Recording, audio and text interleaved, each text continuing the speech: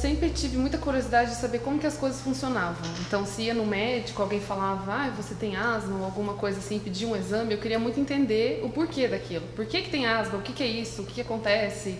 Eu sempre me interessei muito nos porquês. Eu sou de Londrina, no Paraná, e eu fiz biomedicina na Universidade Estadual de Londrina. E desde então eu sempre quis seguir a área de biologia molecular e genômica, que é o que a gente faz aqui hoje. Então, quando eu me formei com 21 anos, eu vim para São Paulo fazer mestrado na Universidade Federal de São Paulo e fiz doutorado também lá. E agora eu vim para o laboratório do Dr. Emanuel há mais ou menos um ano para fazer o meu pós-doutorado. Um dos projetos principais que eu tô, que é o meu projeto de pós-doc mesmo, ele é sobre pacientes com câncer gástrico.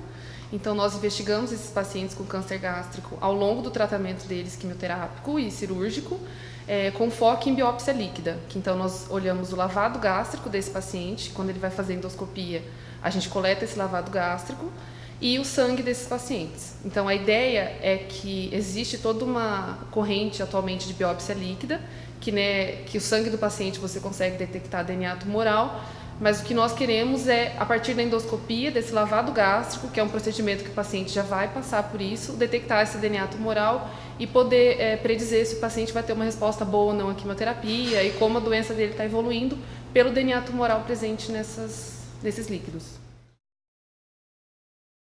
Esse projeto ele faz parte de um projeto maior de câncer gástrico, então nós olhamos metilação do genoma desses pacientes, presença de mutações, olhamos a expressão de genes.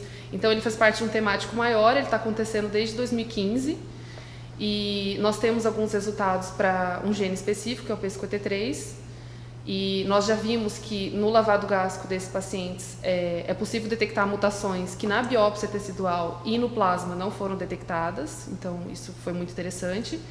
E também que a frequência dessas mutações mudaram nesses pacientes antes e depois do tratamento de quimioterapia neoadjuvante deles. Então esse é um resultado preliminar que nós temos. E atualmente a gente busca aumentar o número de genes, não só o TP53. A perspectiva que a gente tem é que a gente consiga ter um número mínimo de genes que você, analisando nessas biópsias líquidas, você consiga realmente ser aplicável para a prática clínica desse paciente. Porque para alguns tumores, como coloretal ou melanoma, já existe mais ou menos mutações em determinados genes que guiam o tratamento, mas para câncer gástrico ainda não. Olha, eu acredito que a ciência é o mais importante de uma sociedade, porque com a ciência você consegue dar acesso à educação, à saúde, a melhorar o transporte, a qualquer coisa que estude leve a gente a evoluir.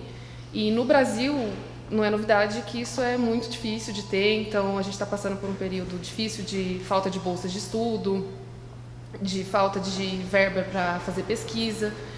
E realmente aqui o hospital é um lugar privilegiado perto das universidades brasileiras. A minha mãe é formada em física, ela é professora, então eu sempre tive essa coisa de academia na minha vida, de seguir essa área acadêmica. E eu sempre assisti programas, por exemplo, Castelo Rá-Tim-Bum, que tinha coisas de ciência que explicavam o porquê, ou que davam dicas de higiene, porque o ambiente tinha bactéria e essas coisas. Eu sempre me interessei, então o Mundo de Beekman também. Então eu sempre, quando tinha esses programas, eu sentia que eu tinha um interesse. E aí, depois na fase adulta, na fase de adolescência, que eu fui vendo que isso poderia ser uma realidade na minha vida, não precisava ficar só na curiosidade, eu poderia viver com isso. É sempre ter essa curiosidade de saber das coisas, de porquê, e saber que é uma área difícil, que você vai estudar muitos anos até chegar num grau mais elevado de carreira. Mas, sendo otimista, eu acho que é uma área que satisfaz muito, assim. Que realmente eu não consigo imaginar me fazendo nenhuma outra coisa.